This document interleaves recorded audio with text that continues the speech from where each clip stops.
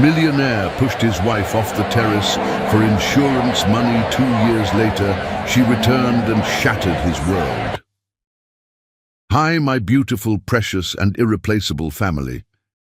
It's your Mr. Peter. Before anything else, let me speak this prayer over your life, a quiet blessing from my heart to yours. I pray that peace flows through your soul like sunlight through an open window, that every heavy thought begins to lift, that love finds its way back to you in the smallest, sweetest ways, a kind word, a warm memory, a feeling that you are not alone. I pray your heart feels safe, seen, and surrounded by grace. And I hope you always remember, you are needed, you are wanted, you are deeply, endlessly loved. Now, my sweet family, after you saw this title, I want you to know I worked so hard on this video. I didn't rush. I didn't cut corners. I poured every part of myself into this story because I thought maybe when I returned, your love would lift this channel again. But the truth is, YouTube is pushing us down more each day. The views fall, the silence grows, and it hurts, because I know the love is still out there. So I'm not begging, I'm just asking. Please promise me you'll like this video and leave a comment. It only takes a few seconds, but it means everything. It's not just my channel, it's ours. And only together can we rise again. And please, don't leave the story in the middle. Every second was written for you. Stay with me to the very end. Let's finish what we started. With all my heart, always and forever, you're Mr. Peter. Love has a way of making millionaires feel like kings until the kingdom starts burning down around them. Danny Reyes pressed his palm against the cold glass of his penthouse window, watching his reflection merge with the city lights 20 floors below. The irony cut deep. He owned one of the most expensive views in the city, yet he couldn't see a way out of the financial hell that was swallowing him whole. His tech empire, built over a decade of ruthless ambition and sleepless nights, was crumbling faster than he could patch the widening cracks. "Danny, baby, you're going to wear a hole in that floor if you keep pacing like that." Terry's voice floated from the kitchen, warm and melodious as always, carrying that hint of playful concern that had captured his heart 5 years ago. Even now, with bankruptcy breathing down his neck like a hungry wolf, her voice could still make his pulse quicken. She appeared in the doorway, her dark skin glowing in the soft ambient lighting, wearing the emerald silk dress he'd bought her in Milan during their 3rd anniversary trip. "Come eat with me," she said, crossing the marble floor with that graceful walk that had stopped traffic the first day he'd seen her. "I made your favorite, garlic butter salmon with that wine we've been saving." Danny turned from the window, forcing a smile that felt like lifting weights. How could he tell her that they might not have a roof over their heads in 6 weeks? That the 2018 Chateau Margaux she'd opened, worth $3,000, was probably the last expensive thing they'd ever taste together. "You look beautiful," he said instead, meaning every word. Even in his darkest moments, Terry remained his light. Her smile could chase away shadows he didn't even know existed. She moved into his arms, her familiar scent of vanilla and jasmine wrapping around him like a warm blanket. "You've been so distant lately. What's really going on in that brilliant mind of yours?" Her fingers traced the worry lines that had deepened around his eyes over the past 3 months. Lines that told the story of a man watching everything he'd built slip through his fingers like water. The failed merger with TechCorp, the investors pulling out after the data breach scandal, the lawsuits piling up like autumn leaves. "Just work stuff," he lied, pulling her closer. "Nothing we can't handle." But that was the cruelest lie of all. There was no "we" in this nightmare. He'd made sure of that by keeping every devastating detail from her. Terry knew nothing about the second mortgage he'd taken on their home. Nothing about the maxed-out credit lines or the personal guarantees that put everything they owned at risk. She lived in the beautiful bubble he'd created, believing their biggest worry was choosing new curtains for the guest bedroom. "Danny Reyes, I've been married to you for 5 years," she said, stepping back to look directly into his eyes. "I know when you're lying to me. Talk to me. We're a team, remember?" A team. The word hit him like a physical blow. They had been a team once, back when success seemed inevitable and the future stretched out before them like an endless highway. Back when their biggest concern was picking out baby names for the children they'd been trying to have for 3 years. "I promise, it's nothing I can't handle," he said, hating himself for the deception. "You know how these tech deals work. One day you're on top of the world, the next you're scrambling to stay afloat." She studied his face for a long moment, and he could see the doubt creeping into her beautiful brown eyes. Terry wasn't naive. She was a successful marketing executive in her own right before she'd taken time off to focus on starting their family. She understood business pressure. "Okay," she said finally, though he could hear the reluctance in her voice. "But when you're ready to talk about whatever's really bothering you, I'm here. We'll figure it out together. Just like we always do. Together." Another word that felt like a knife twisting in his chest. Because the truth was, there might not be a together if he couldn't find a miracle in the next 6 weeks. They sat down to dinner at their dining table, a custom piece that had cost more than most people's cars. The salmon was perfect, as everything Terry cooked always was. She'd learned from YouTube videos and cooking shows, determined to master every cuisine for him. Even the plating looked like something from a 5-star restaurant. "Remember our first dinner together?" she asked, cutting into her salmon with delicate precision. "You took me to that fancy place downtown, and I was so nervous I knocked over my water glass 3 times. Danny smiled, this time genuinely. "You were wearing that blue dress with the tiny flowers. You looked so beautiful I forgot how to speak properly. I think I ordered the soup 3 times before the waiter understood what I wanted. And you were so sweet about the water," she laughed, the sound filling their expensive dining room with warmth.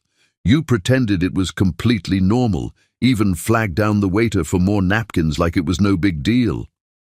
"I was already gone by then," Danny admitted, reaching across the table to take her hand. "Completely head over heels, can't think straight gone." Her fingers intertwined with his, and he felt that familiar electric connection that had never faded, not even during their worst arguments or most stressful moments. Their love had been the one constant in his life, the foundation everything else was built on. "I still get butterflies when you look at me like that," she whispered. The moment was perfect, just like hundreds of others they'd shared over 5 years of marriage.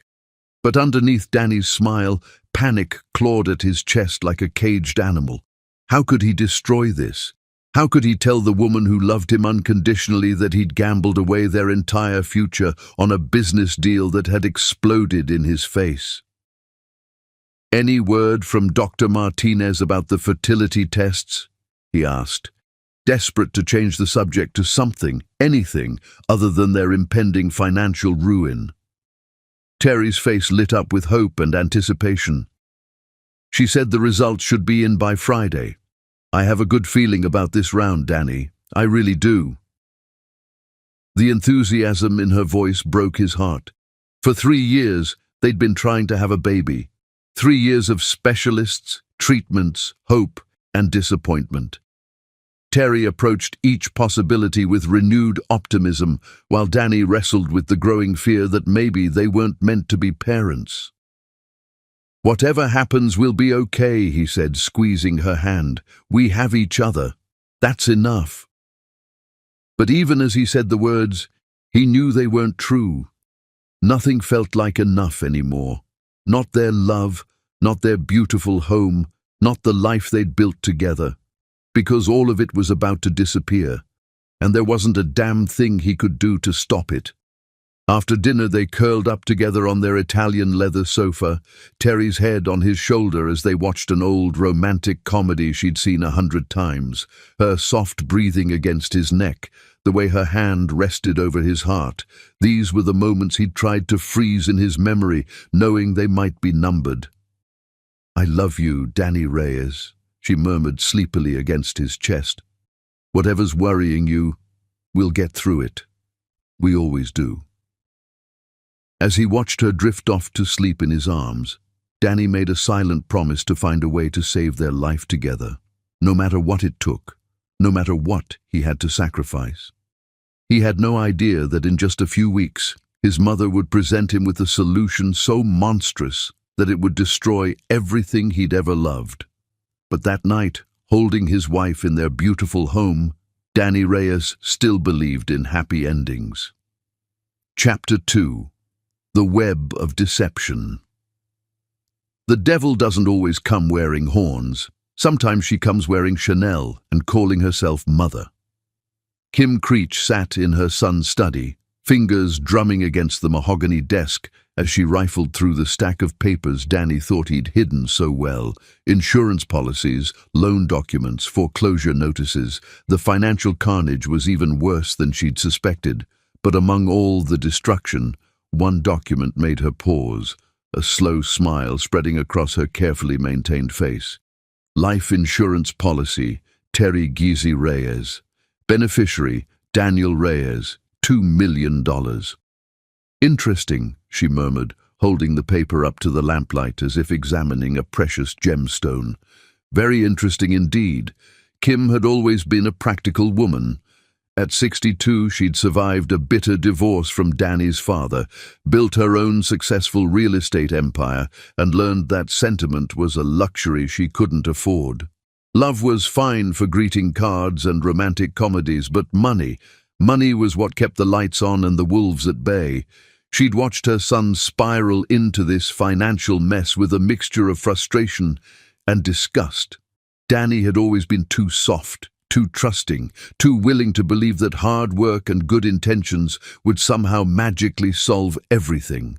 He'd inherited his father's weak heart and naive optimism, traits that had landed him in this predicament. But Kim Creech hadn't raised a quitter, and she certainly hadn't sacrificed 20 years of her life helping him build his company just to watch it all disappear because of some bad business deals. The front door chimed, and Kim quickly slipped the insurance policy back into the stack, arranging the papers exactly as she'd found them. She heard Terry's voice calling out a greeting, followed by the sound of heels clicking across the marble foyer. "Mrs. Creech? I didn't know you were coming by today." Terry appeared in the doorway of the study, looking effortlessly beautiful in a simple white blouse and dark jeans. Even dressed casually, she had that natural elegance that had initially impressed Kim, back when she thought Terry was just a temporary distraction for her son. 5 years later, Kim's opinion had soured considerably. "I was in the neighborhood," Kim replied smoothly, rising from the chair with practiced grace. "You know how I worry about Danny. He's been working such long hours lately." "Tell me about it," Terry sighed, setting down her purse and keys. "I can barely get him to eat dinner these days. He's so stressed about work." Kim watched Terry's face carefully, noting the genuine concern etched in her features. The girl really had no idea how dire their situation was. Danny had protected her from the truth with the dedication of a knight guarding a princess. Noble, perhaps, but ultimately useless. "Have you two given any more thought to what we discussed?" Kim asked, settling back into the chair as if she belonged there. "About maybe taking some time apart. A separation might give Danny the space he needs to focus on saving his business." Terry's expression immediately hardened. This wasn't the first time Kim had suggested that Terry was somehow holding Danny back, that their marriage was a distraction from his professional obligations. "With all due respect, Mrs. Creech, my marriage is between Danny and me. We're stronger together, not apart." "Of course, dear," Kim replied with a smile that never reached her eyes. I'm just thinking about what's best for everyone involved. What was best for everyone involved was getting Terry out of the picture permanently. Kim had never approved of her son's choice in wives, too independent, too opinionated, too quick to challenge Kim's influence over Danny. Worse, she was black, which in Kim's carefully hidden but deeply held prejudices made her unsuitable for the Creech family legacy. Not that Kim would ever say such things aloud. She was far too sophisticated for crude racism. Instead, she'd spent 5 years planting subtler seeds of doubt, questioning Terry's commitment, her background, her ability to understand the pressures of running a multi-million-dollar business. "I should let you get back to your day," Kim said, gathering her purse. "Oh, and Terry, you might want to have a conversation with your husband about that plumber who's been doing work here. I saw him leaving yesterday afternoon and he seemed overly familiar with the house layout." It was a carefully chosen seed, planted with surgical precision. Kim had noticed the young man, handsome, probably around Terry's age, with an easy smile and confident manner, the perfect candidate for what she had in mind. "Miguel? He's been working on the bathroom renovation for weeks.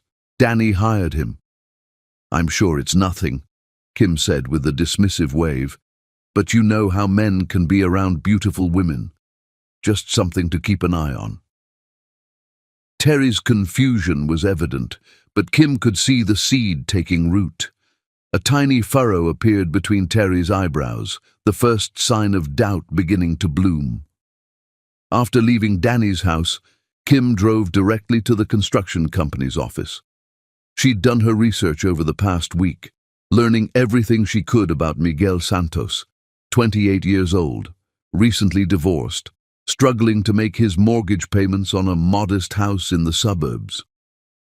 "Mrs. Creech," Miguel looked surprised when she walked into the small office. "Is there a problem with the work at your son's house?" "On the contrary," Kim said, settling into the chair across from his cluttered desk. "I'm very impressed with your professionalism. In fact, I have a proposition that might benefit both of us." She opened her purse and placed a thick envelope on his desk. Miguel's eyes widened when he saw the cash inside, more money than he probably made in 3 months. "I need you to install some additional security cameras in my son's house," she said. "Very discreet ones that my daughter-in-law won't notice." "Mrs. Creech, I don't think—" "5,000 now, 5,000 when the job is complete," she interrupted. "And Miguel, I need you to be very creative about where you place them. The master bedroom, for instance. My son suspects his wife might be having an affair, and he needs proof for the divorce proceedings." It was a lie, of course, but Miguel didn't know that. All he saw was enough money to catch up on his mortgage and maybe take his kids on that vacation he'd promised them. "I don't know, Mrs. Creech, that seems kind of—" "Think about it this way," Kim said, leaning forward with practiced sincerity. "If she's cheating, my son deserves to know. If she's not, then no harm done. Either way, you're helping a family find the truth." Miguel stared at the money for a long moment. Kim could see the internal battle playing out across his face, his conscience warring with his desperation. "What exactly would you need me to do?" Kim's smile was predatory. "I need you to seduce my daughter-in-law, get her alone, get her comfortable, and make sure it's all captured on camera. Can you do that for me, Miguel?" The young man's face went pale. "You want me to—" "Mrs. Creech, that's not right. I can't do that to someone." "You're not doing anything to her," Kim said smoothly. "You're simply giving her the opportunity to show her true nature. If she's faithful to my son, she'll reject your advances. If she's not—" She shrugged eloquently. "And if she does reject me?" Kim's expression turned cold as winter steel. "Then we'll have to be more creative about the staging, won't we?" The implication hung in the air like a toxic cloud. Miguel understood exactly what she was suggesting. Fake the evidence if the real thing couldn't be obtained. "I need time to think about this," he said finally. You have until tomorrow, Kim replied, standing and smoothing down her skirt. But Miguel, don't think too long. Opportunities like this don't come around often. As she walked back to her car, Kim felt the familiar thrill of a plan coming together. She'd spent her entire life manipulating situations to her advantage, and this would be no different. Danny was too weak to save himself, too blinded by misplaced love to see the obvious solution staring him in the face. But Kim wasn't weak. And when this was all over, when the insurance money had solved their financial problems and removed the obstacle of Terry from their lives, Danny would thank her. Eventually, he'd understand that everything she'd done was for his own good. That night, Kim lay in her bed planning the next phase of her strategy. She needed Danny to be absolutely convinced of Terry's betrayal. She needed him broken, desperate, and angry enough to consider the unthinkable. Because Kim Creech had learned long ago that desperate people were capable of anything, even murdering the person they loved most in the world. All she had to do was push Danny to that breaking point. And after 40 years of manipulating her son, she knew exactly which buttons to press. Chapter 3. The Poisoned Heart. Hell hath no fury like a man who believes his heart has been shattered by the woman he would have died for. Danny stared at the laptop screen, his hands trembling so violently he could barely control the mouse.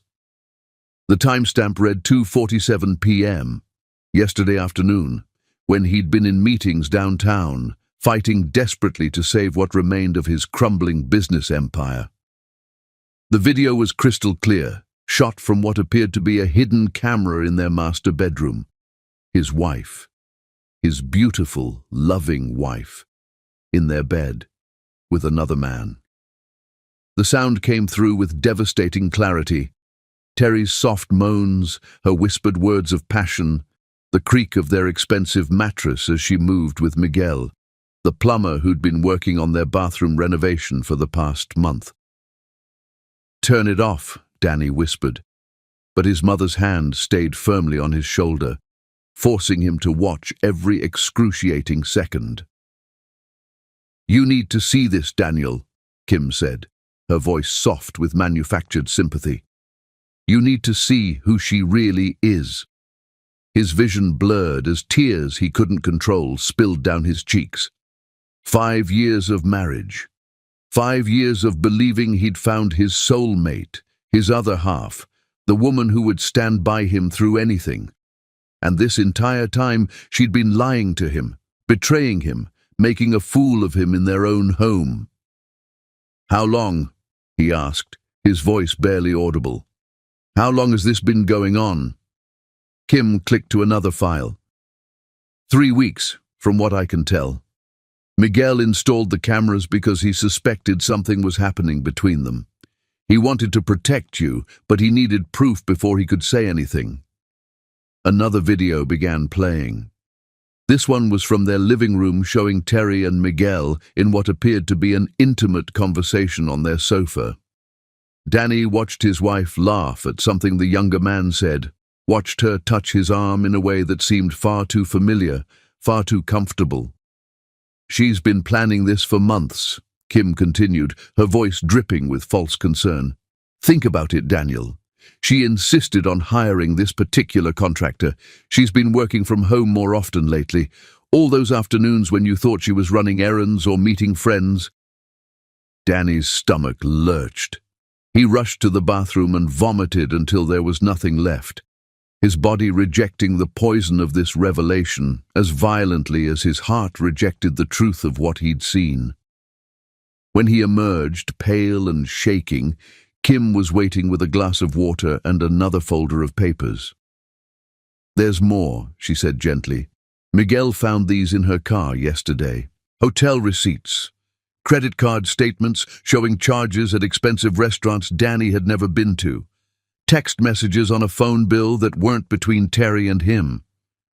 She's been living a double life," Kim continued, her manipulation so skillful it felt like compassion. While you've been killing yourself trying to save your business, trying to provide for your future together, she's been playing house with another man.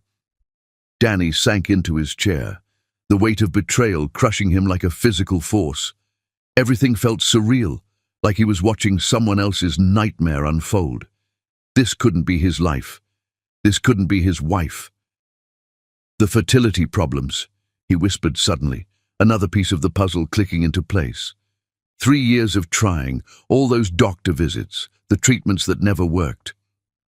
Maybe the problem was never medical, Kim suggested with surgical precision. Maybe she just didn't want to have your children. The words hit Danny like bullets, each one finding its mark with devastating accuracy. He thought about all the nights Terry had cried about their inability to conceive, all the false hope and crushing disappointment. Had it all been an act? Had she been secretly relieved every time the pregnancy test came back negative? "I need to confront her," Danny said, reaching for his phone. "I need to hear her explain this." "No!" Kim's hand closed over his, stopping him mid-dial. "Think about what you're doing, Daniel. If you confront her now, what happens? She'll deny it, make up some story about how the videos are fake or taken out of context. She'll make you feel like you're the crazy one for not trusting her." Danny stared at his mother, seeing the wisdom in her words, even through his haze of pain and rage. "What she's done to you is unforgivable," Kim continued. "But more than that, it's dangerous.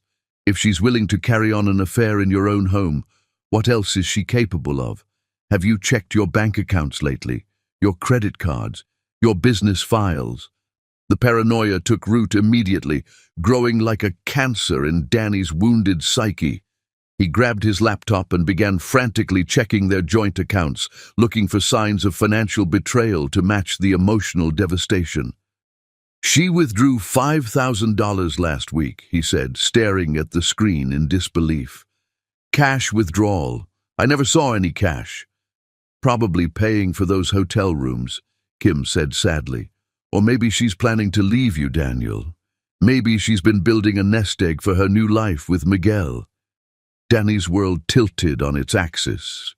The woman he'd loved more than his own life, the woman he'd been willing to sacrifice everything to protect from their financial troubles, had been systematically destroying him from the inside out. "I can't breathe," he gasped, loosening his tie as panic consumed him. "I can't. How could she do this to me?" Kim moved behind his chair, her hands massaging his shoulders in a gesture that might have seemed motherly to an outside observer. But her touch felt cold, calculated, designed to comfort just enough to keep him vulnerable to her influence. "You trusted her completely," Kim said softly. "You opened your heart, your home, your life to her. And she threw it all away for some cheap affair with a man who probably sees her as nothing more than an easy conquest." "She told me she loved me," Danny whispered, his voice breaking. "Just last night, she told me she loved me." "People like Terry are very good at saying what others want to hear," Kim replied. "It's how they manipulate and control. She's been playing a role, Daniel, the loving wife, the devoted partner, the woman who wants nothing more than to build a family with you. All of it was a lie." Danny stared at the frozen image on his laptop screen. Terry's face caught in a moment of what appeared to be genuine passion, her eyes closed, her mouth open in pleasure that had nothing to do with him. "What am I supposed to do now?" he asked, his voice hollow with defeat. "How do I go home and pretend I don't know? How do I look at her and not see this?" Kim was quiet for a long moment, letting the question hang in the air like a loaded gun. "You know," she said finally, "there might be a way to make this right, a way to make her pay for what she's done to you." Danny looked up at his mother, seeing something in her eyes that should have terrified him. But in his current state of emotional devastation, it looked like hope. "What do you mean?" Kim sat down across from him, her expression serious and calculating.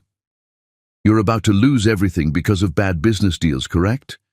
The house, the cars, your entire life savings? Danny nodded miserably. But there's one asset you haven't considered, Kim continued. One policy that could solve all your financial problems and give you the fresh start you deserve. She pulled out the life insurance documents, spreading them across the table like a poker player revealing a winning hand. $2 million, Daniel. Tax-free. Enough to pay off all your debts and start over somewhere new, somewhere without all these painful memories. Danny stared at the papers, his mind too shattered to fully process what his mother was suggesting. You're talking about... He couldn't finish the sentence.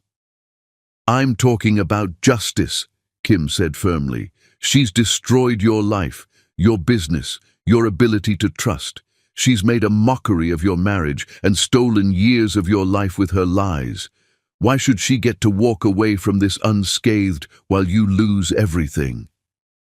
But I love her, Danny said weakly, the words feeling foreign in his mouth after what he'd witnessed. No, Kim corrected. You love the woman you thought she was. That woman never existed. The real Terry is a cheating, manipulative liar who's been systematically destroying you while pretending to be your loving wife. Danny felt something cold and hard crystallizing in his chest where his heart used to be. The love he'd felt for Terry was transforming into something darker, more poisonous.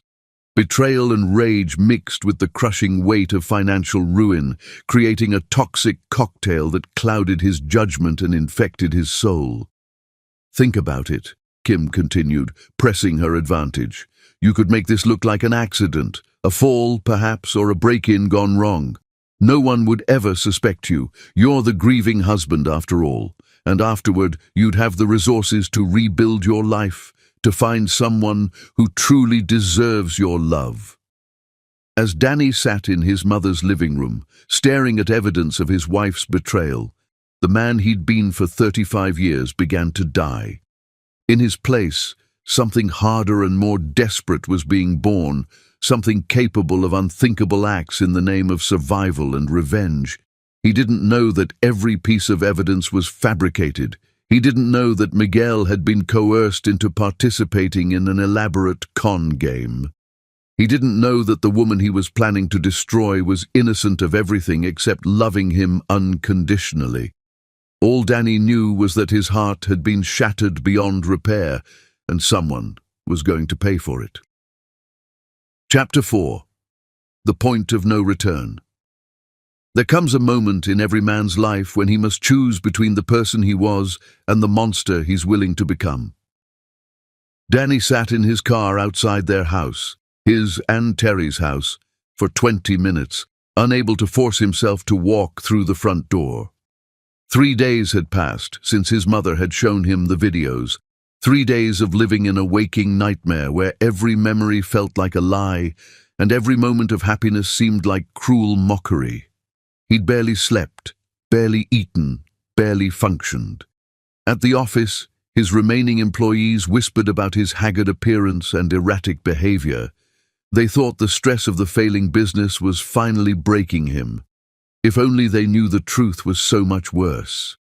Through the living room window, he could see Terry moving around their kitchen, probably preparing dinner like the devoted wife she'd always appeared to be.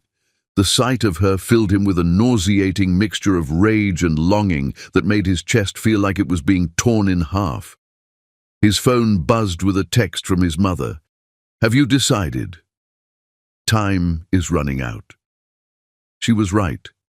The foreclosure notice had arrived that morning, 30 days to vacate the premises. 30 days before everything he'd built came crashing down around him. Unless he acted on the plan she'd outlined with such chilling precision, the plan that would solve all his problems with one terrible act. Danny closed his eyes and tried to remember the man he'd been a week ago, a man who would have been horrified by the thoughts now consuming his mind. But that man had believed in love, in trust, in the fundamental goodness of the woman sleeping beside him every night. That man had been a fool. Taking a deep breath, Danny finally walked into the house he might not own much longer. "There you are," Terry said, looking up from the stove with a smile that once would have melted his heart. Now it felt like acid on an open wound. "I was starting to worry. You've been working such late hours lately." "Just trying to save the business," he replied, his voice sounding strange and hollow to his own ears. She studied his face with that intuitive concern that had always made him feel so loved and understood. Now he wondered if it was just another performance, another layer of the elaborate deception she'd been maintaining. "Danny, you look terrible. When's the last time you ate a real meal or got more than 4 hours of sleep?" Her genuine worry might have been touching if he hadn't seen the videos of her with Miguel, if he hadn't watched her betray their marriage vows in the very bedroom where she held him every night, whispering that everything would be okay. "I'm fine," he said, accepting the plate she handed him. Chicken parmesan, another one of his favorites that she'd learned to make perfectly, just for him. Even her cooking felt like a lie now.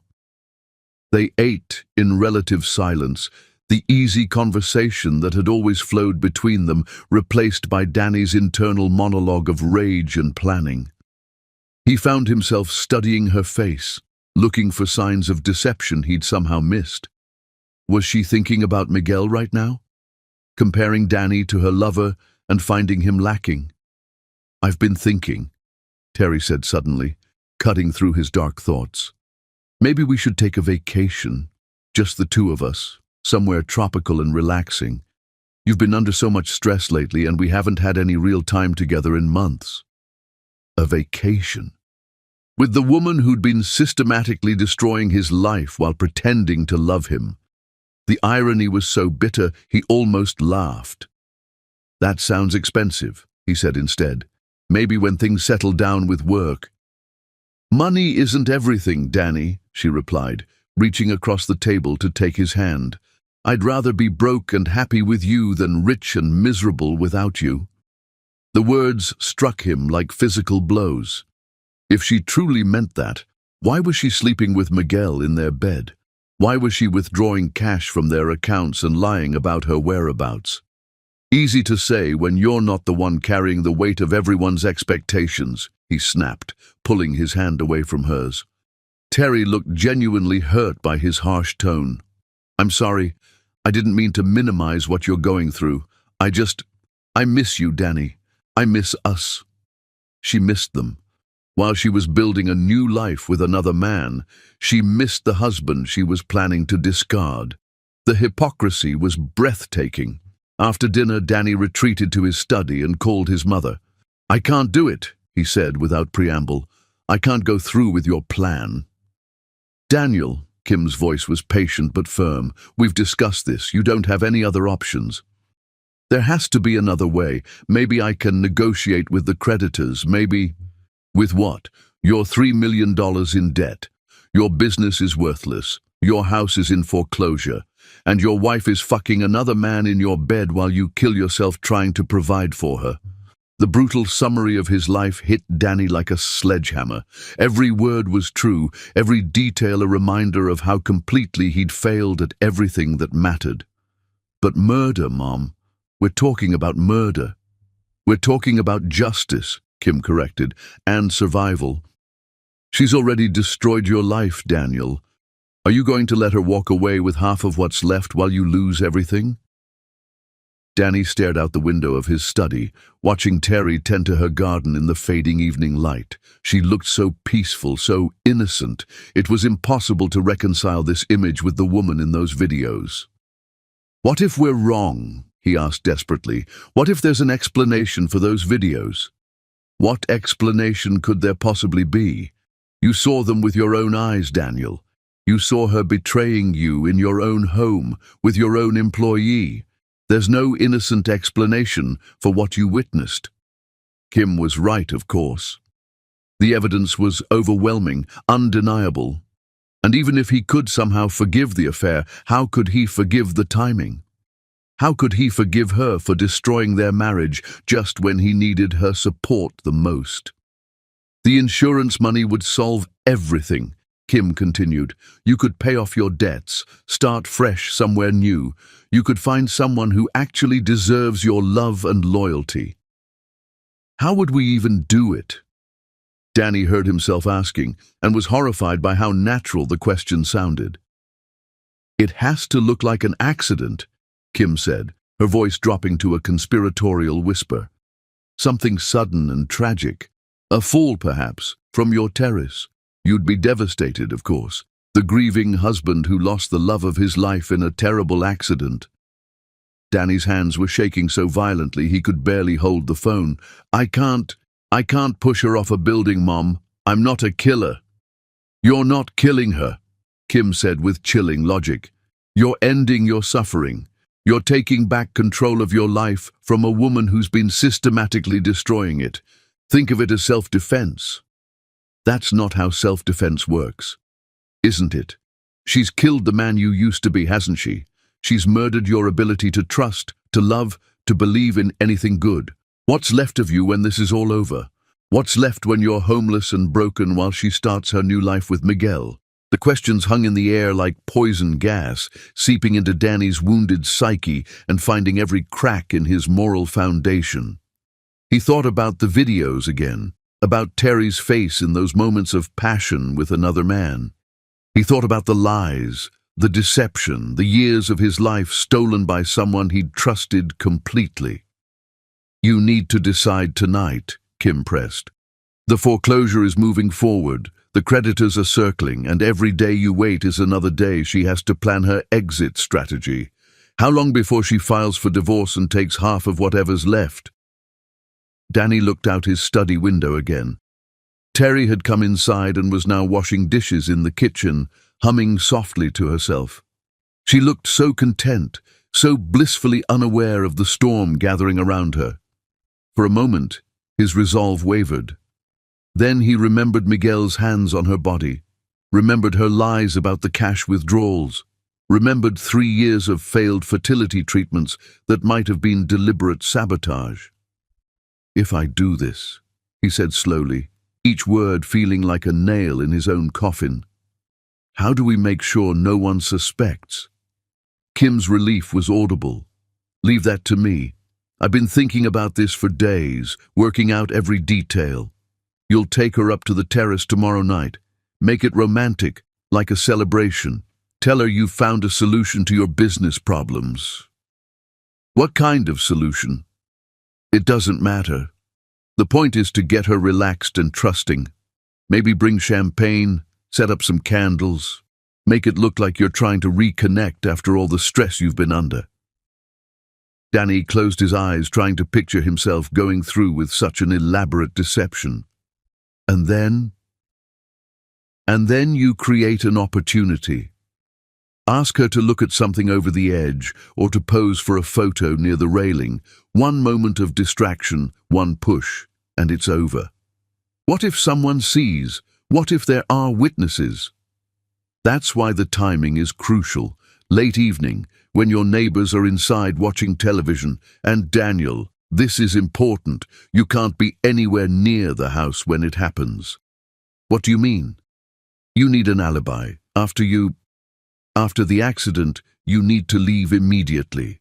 Drive to another city, check into a hotel, make sure you're seen by multiple people. Then you come back the next day and discover what happened.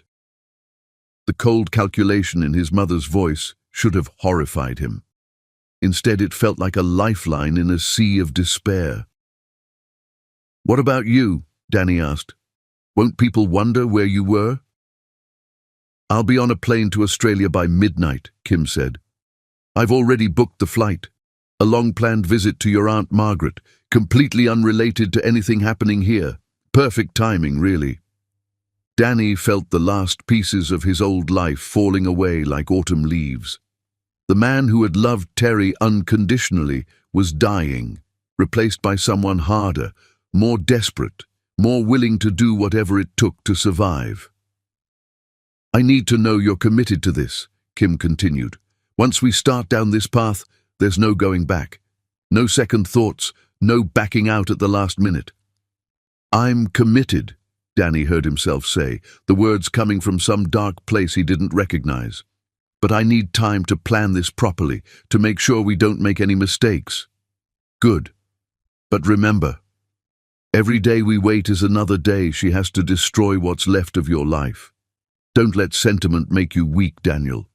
She certainly didn't let it stop her from betraying you." After he hung up, Danny sat in his study for hours, staring at the insurance policy documents his mother had given him. $2 million. Enough to start over, to rebuild, to find some kind of peace in the aftermath of this nightmare. Around midnight, Terry appeared in the doorway wearing one of his old college t-shirts, her hair tied up in a messy bun. "Are you coming to bed?" she asked softly. "You've been in here for hours." Danny looked at her, really looked at her, trying to see the deceptive manipulator his mother had revealed her to be, but all he saw was the woman he'd fallen in love with 5 years ago, the woman who'd made him believe in happily ever after. "In a minute," he said, his voice carefully neutral. She walked over and kissed the top of his head, her familiar scent enveloping him like a warm embrace. "I love you, Danny Reyes. Whatever's bothering you, we'll figure it out together. We always do." As she left the room, Danny felt something crack inside his chest. Whether it was his heart finally breaking completely or his conscience dying, he couldn't tell. All he knew was that tomorrow night, one way or another, his life as he knew it would be over. He spent the rest of the night planning the perfect murder, each detail carefully considered and rehearsed. By dawn, Danny Reyes had crossed a line he never thought he'd approach, let alone step over. The man who had once promised to love and protect Terry until death do them part was now planning to make sure death parted them very soon indeed. Chapter 5. The Cold Calculation. Evil doesn't announce itself with thunder and lightning. It whispers sweet justifications until murder sounds like mercy. The abandoned warehouse smelled of rust and decay, a fitting backdrop for the conversation that would seal Terry's fate. Danny sat across from his mother at a rickety card table. Blueprints of their house spread between them like battle plans. Kim had chosen this location carefully, somewhere they couldn't be overheard, somewhere their conspiracy could take root in shadows. "You've been thinking about this all wrong," Kim said, her manicured finger tracing the outline of their terrace on the architectural drawings. "This isn't about emotion anymore, Daniel. This is about logistics." Danny stared at the papers, his mind struggling to process how his life had devolved into planning his wife's murder with the clinical precision of a military operation. 3 days had passed since he'd agreed to go through with their plan, and he'd spent every waking moment oscillating between cold determination and nauseating doubt. "The timing has to be perfect," Kim continued, pulling out a detailed schedule she'd prepared. "Terry gets home from her yoga class at 7:30 every Thursday. Your neighbor, Mrs. Patterson, takes her dog for a walk at 8 o'clock sharp. She's been doing it for 3 years, regular as clockwork." "How do you know all this?" "Because I've been watching, Daniel. I've been preparing for this moment since the day I realized that woman was going to destroy you." Kim's voice carried a hint of pride, as if she were discussing a particularly clever business deal rather than premeditated murder. Danny felt sick. "This is insane. We can't actually be sitting here planning to kill my wife. Your wife stopped existing the moment she decided to fuck Miguel in your bed," Kim snapped, her composure cracking slightly. "What you're married to now is a lying, cheating whore who's been systematically destroying your life while playing the innocent victim." The crude language hit Danny like a slap. His mother rarely used profanity, preferring to maintain her image of refined sophistication. Hearing her reduce Terry to such base terms somehow made the plan feel more real, more justified. "The beauty of the terrace is the height," Kim continued, returning to her clinical tone. 20 floors up, concrete landing below. It'll be quick, Daniel. She won't suffer." Jesus Christ, Mom, listen to yourself. Listen to what we're talking about. Kim leaned forward, her eyes boring into his with laser intensity. I'm talking about survival, I'm talking about justice, and I'm talking about the only solution that saves you from complete and total ruin. She pulled out another set of papers, Danny's financial records, organized with terrifying efficiency. Every debt, every failed investment, every dollar he owed was catalogued and highlighted. Without this insurance money, you'll be homeless in 3 weeks, she said matter-of-factly. You'll lose everything you've ever worked for, everything your father and I sacrificed to help you build. Is that what you want? To end up living in some studio apartment, working for someone else, while Terry starts her new life with her lover? Danny stared at the numbers until they blurred together. 3.7 million in debt. Assets worth maybe 400,000, and most of that tied up in the house that was about to be foreclosed on. The math was simple and devastating. There has to be another way, he said weakly. What way? You've exhausted every legal option. Your business partners have abandoned you. Your investors have written you off, and the banks won't even return your calls. This is the only way, Daniel, the only way to save yourself from complete destruction. Kim stood up and began pacing around the small space, her heels clicking against the concrete floor with military precision. Let's walk through it one more time, she said, her voice taking on the tone of a professor delivering a lecture. Thursday evening, you tell Terry you want to have a romantic dinner on the terrace. You've had a breakthrough with the business, something to celebrate. Danny nodded reluctantly, following her logic despite every instinct screaming at him to stop. You set up candles, open that expensive bottle of champagne you've been saving. Make it special. Make it memorable. The last thing you want is for her to be suspicious or afraid. What if she doesn't want to go out there? What if she's tired or wants to stay inside? Then you insist, Kim said firmly. You tell her this is important to you, that you need to share this moment with her in your favorite spot. Women like Terry are sentimental about that kind of romantic gesture. She'll eat it up. Danny thought about all the times he and Terry had stood on that terrace together, planning their future, dreaming about the children they'd have and the life they'd build. The location held so many beautiful memories that using it for something so terrible felt like desecrating a shrine. Once you're out there, Kim continued, you need to create the opportunity. Ask her to look at something over the edge, or to pose for a photo near the railing.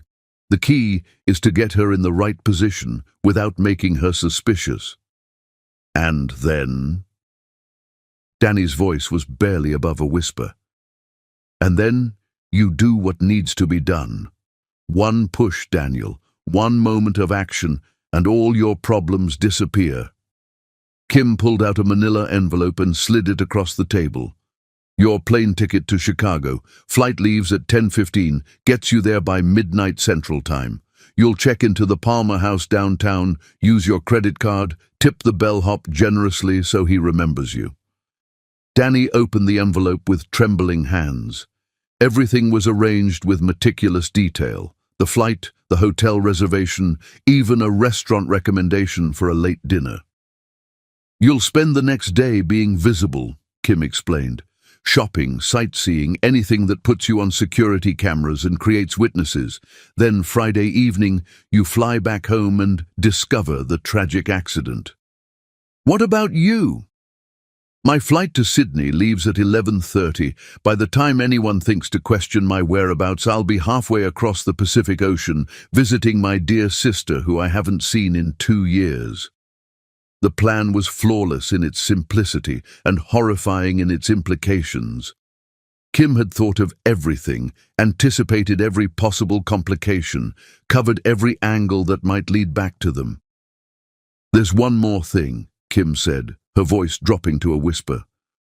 After it happens, after she falls, you cannot go down there. You cannot check on her, you cannot call for help, you cannot do anything that might leave physical evidence. You walk away immediately and stick to the plan. What if she's not dead? What if she's just injured? Kim's expression turned cold as winter steel. A fall from that height onto concrete? Trust me, Daniel, she'll be dead. But even if by some miracle she survives, she'll be so badly injured that she won't remember what happened. Brain trauma, broken bones. She'll be lucky to remember her own name, let alone the details of her last evening. The casual way his mother discussed Terry's potential suffering made Danny's stomach turn. This was the woman who had raised him, who had taught him right from wrong, who had always claimed to love him unconditionally. Now she was planning murder with the detached efficiency of a professional killer. "I need you to promise me something," Kim said, reaching across the table to grasp his hands. "Once this is over, once you've collected the insurance money and started your new life, you never speak of this again. Not to me, not to anyone. It becomes a tragic accident that you learn to live with. Nothing more." Danny stared into his mother's eyes and saw a stranger looking back at him. When had she become this person? When had she decided that murder was an acceptable solution to their problems? "Promise me, Daniel." "I promise," he heard himself say, the words feeling like a death sentence for his own soul. Kim smiled and squeezed his hands. "Good. Now, let's go over the timeline one more time. We can't afford any mistakes." For the next 2 hours, they rehearsed every detail of the plan until it felt as familiar as breathing. Kim had Danny practice his expressions of shock and grief, coached him on what to say to the police, even helped him compose the text messages he'd send to friends and family announcing the terrible news. By the time they left the warehouse, Danny felt like he was living someone else's life. The man who had walked in still harbored hopes of finding another solution, of somehow saving his marriage and his future without resorting to murder. The man who walked out had crossed a line so fundamental that there was no going back. As he drove home to the woman he planned to kill in less than 24 hours, Danny tried to summon the love he'd once felt for Terry. But all he could see were the images from those videos. All he could hear were his mother's words about betrayal and survival. He found Terry in their bedroom, already asleep, her dark hair spread across the pillow like silk. She looked peaceful, innocent, completely unaware that her husband was planning to murder her the following night. Danny stood in the doorway for a long time, memorizing her face, trying to reconcile this sleeping angel with the manipulative destroyer his mother had revealed her to be. By morning, he told himself, the confusion would be gone. By morning, he'd remember why this was necessary, why this was justice, why this was the only way to save himself from total ruin. But that night, watching his wife sleep peacefully beside him, Danny Reyes felt like something essential inside him had already died. Chapter 6. The Fall. Some betrayals are so perfect they feel like love right up until the moment they destroy you. The champagne bubbles caught the candlelight like tiny diamonds, creating a romantic sparkle that made Danny's stomach churn with guilt and determination. He'd spent the entire day in a surreal haze, going through the motions of normalcy, while every cell in his body screamed that tonight would change everything forever. "This is beautiful, baby," Terry said, stepping onto the terrace in the flowing blue dress he'd bought her for their anniversary. "What's the special occasion?" Danny forced a smile that felt like lifting weights. "Can't a man celebrate the woman he loves without needing a reason?" She laughed, the sound carrying across the city lights spread out below them like a constellation of stars. 20 floors up, the world looked peaceful, almost magical. It was impossible to imagine that in a few minutes this same view would become the setting for something so terrible. "You've been so distant lately," Terry said, accepting the champagne flute he offered her. "I was starting to worry that you were pulling away from me." If only she knew how far he'd already pulled away. If only she understood that the man pouring her champagne was no longer the husband who had once promised to protect her from all harm. "I know I've been preoccupied with work," Danny said. his voice sounding hollow to his own ears. "But I wanted tonight to be special, to remind us both of what we have together." Terry moved closer to him, her familiar scent of vanilla and jasmine filling his senses. For a moment, the old Danny surfaced, the man who had fallen in love with this woman's laugh, who had spent hours just watching her sleep, who had believed their love could conquer anything. "I love you so much, Danny Reyes," she whispered, reaching up to touch his face. "Whatever's been bothering you, whatever stress you're carrying, we'll get through it together. We always do." The words hit him like physical blows. How could she speak of love and togetherness when she'd been betraying him for weeks? How could she touch him so tenderly when those same hands had been touching Miguel in their bed? "Do you remember our first date?" Danny asked, trying to keep his voice steady. "When I brought you up here and you were so afraid of heights you wouldn't go near the railing?" Terry laughed, the memory clearly precious to her. "I thought you were crazy, wanting to have dinner on a terrace 20 floors up, but you held my hand and promised you wouldn't let me fall." "And I meant it," Danny said, his heart breaking with the irony. "I meant every word." They stood together in comfortable silence, sipping champagne and looking out over the city that had been the backdrop to their entire relationship. Danny found himself cataloguing every detail, the way the wind played with Terry's hair, the soft glow of candlelight on her skin, the trust in her eyes as she stood so close to the edge. "You know what I love most about this view?" Terry said, moving toward the railing. "It makes everything else seem so small and manageable. All our problems, all our worries, they just disappear when we're up here together." She was standing exactly where he needed her to be, her back to him, completely vulnerable and trusting. All he had to do was take 3 steps forward and push. One moment of action, and all his problems would disappear just like she'd said. But Danny found himself frozen, his body refusing to obey the commands his mind was giving. This was Terry, the woman who had never missed one of his birthday parties, who had held him when his father died, who had spent 3 years hoping and praying for the children they couldn't seem to conceive. "Danny?" She turned around, concern creeping into her voice. "You look pale. Are you feeling okay?" "I'm fine," he lied, his hands shaking as he set down his champagne glass. "Just thinking about how lucky I am to have you." "We're lucky to have each other," she corrected, moving back toward him with that graceful walk that had first caught his attention 5 years ago. Danny's phone buzzed with a text from his mother. "Time to go. Stick to the plan." The reminder hit him like a bucket of cold water, washing away the momentary softness and replacing it with the cold determination that had brought him this far. He thought about the videos again, about Miguel's hands on his wife's body, about the lies and deception that had poisoned everything he'd believed in. "Actually," he said, his voice hardening, "there is something I wanted to show you." "What is it?" Danny walked to the edge of the terrace, motioning for her to join him. "Come here. You have to see this view from the corner. It's incredible."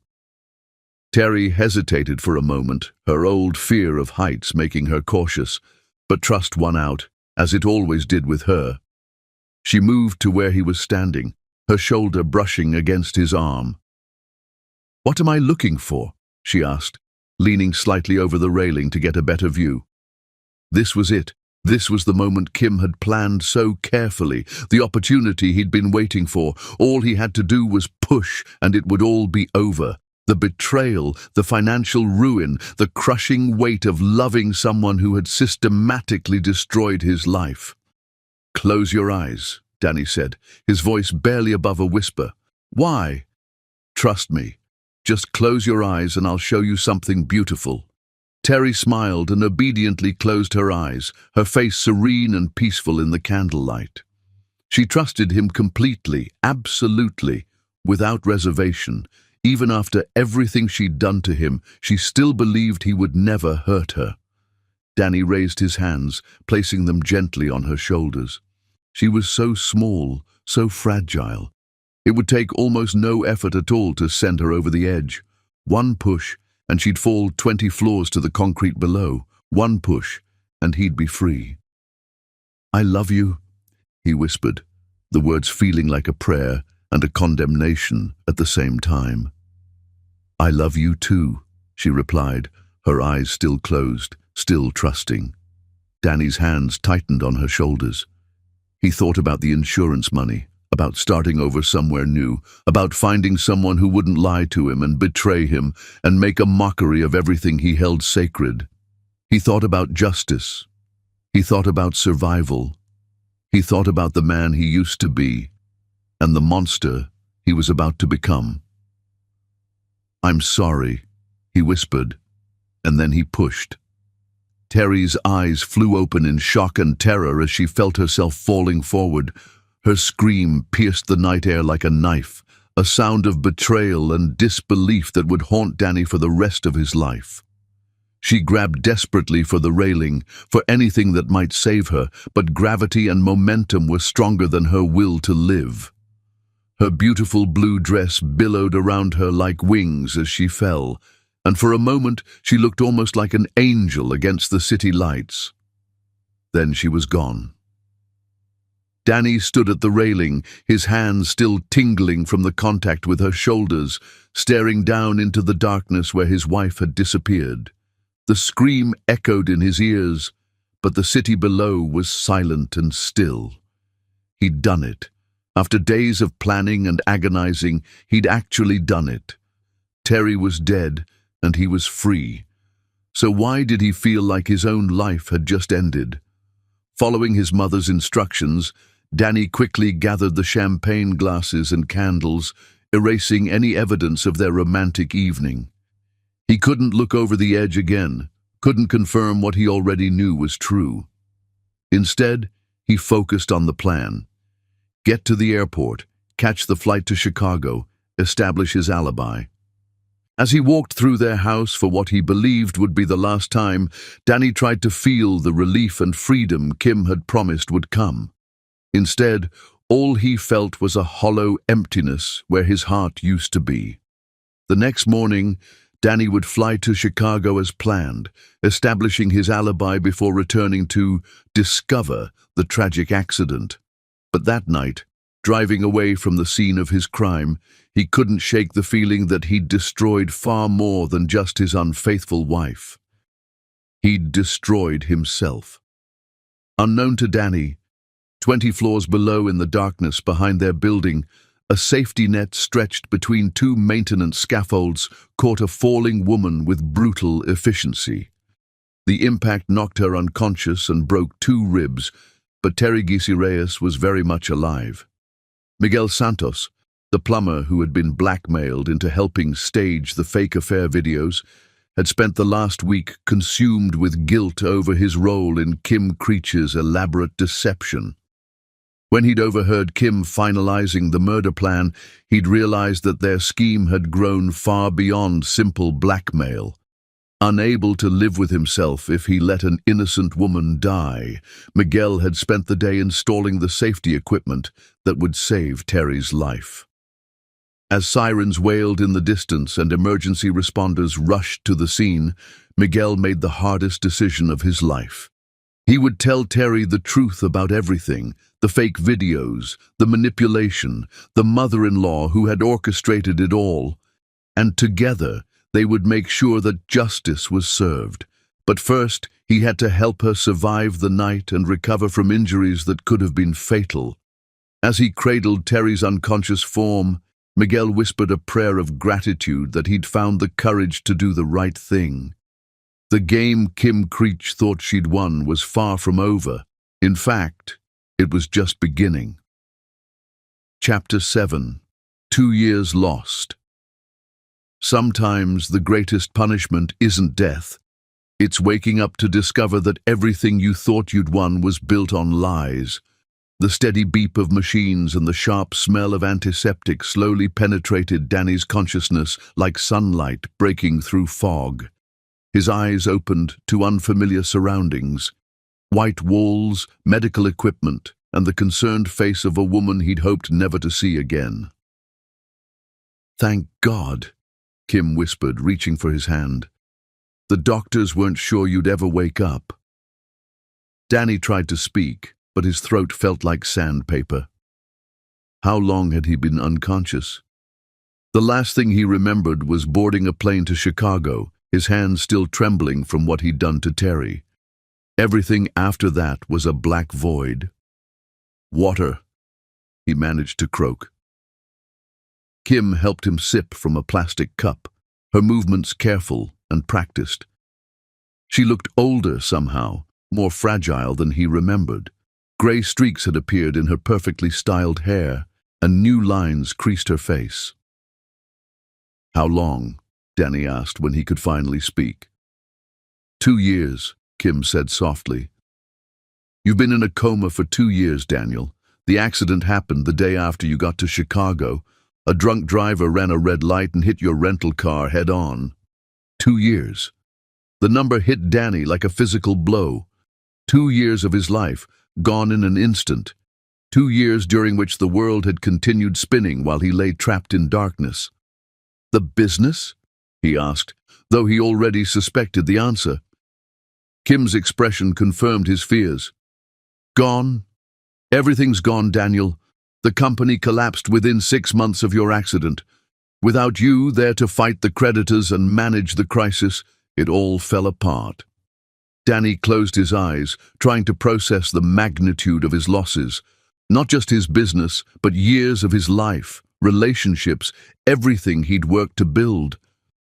"The house?" "Foreclosed 18 months ago. I managed to save some of your personal belongings, but most of it's gone too." The irony was suffocating. He'd murdered his wife to save his financial empire, and now that empire had crumbled anyway. All that planning, all that pain, all that destruction, for nothing. "Where are we living now?" Danny asked, dreading the answer. "A small apartment downtown," Kim said.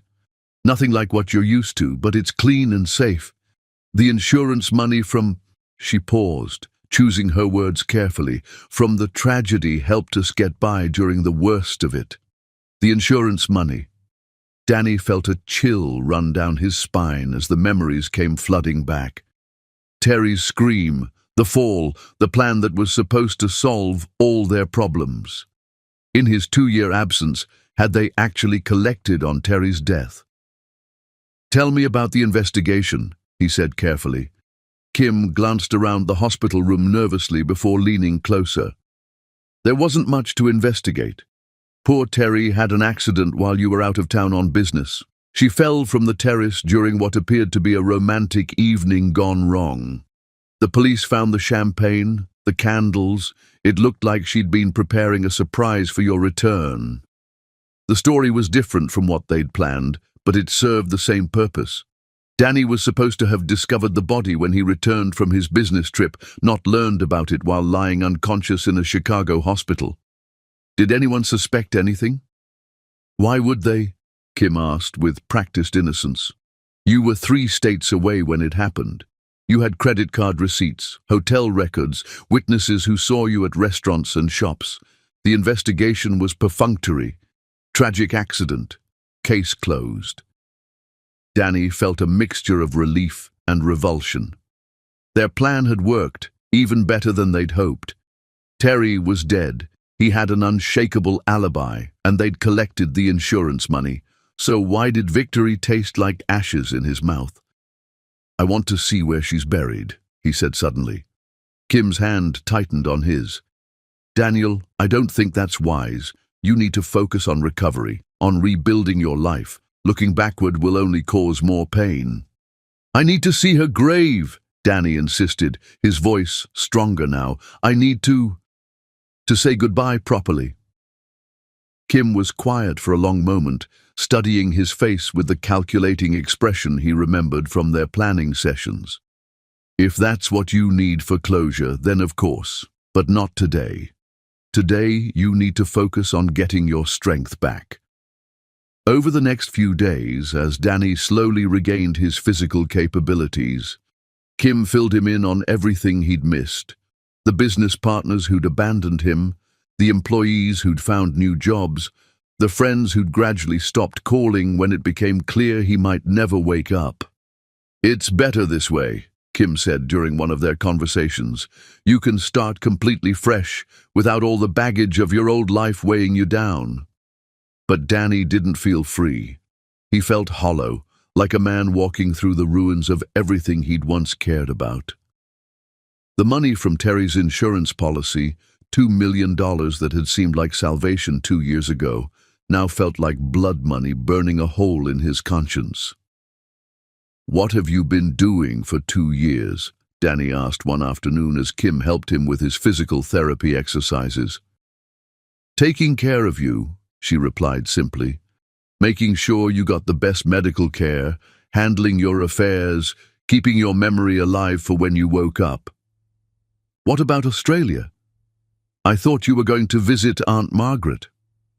Kim's expression flickered almost imperceptibly before returning to its practiced calm.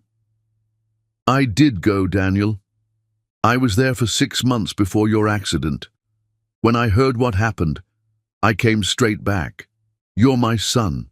Where else would I be?" Something in her tone made Danny suspicious, but he was too exhausted to pursue it. The process of rebuilding his body and mind from 2 years of unconsciousness was consuming all his energy. A week later, Danny was finally discharged from the hospital. Kim drove him to their new apartment, a modest 2-bedroom place that felt like a prison cell after the luxury they'd once enjoyed. Everything was smaller, cheaper, a constant reminder of how far they'd fallen. "It's temporary," Kim assured him as they climbed the stairs to the 3rd floor. "Once you're fully recovered, we can start making plans for the future." "What future?" Danny asked bitterly. "I'm 37 years old with no business, no assets, and a 2-year gap in my resume. What kind of future am I supposed to build from this?" "You have the insurance money," Kim reminded him.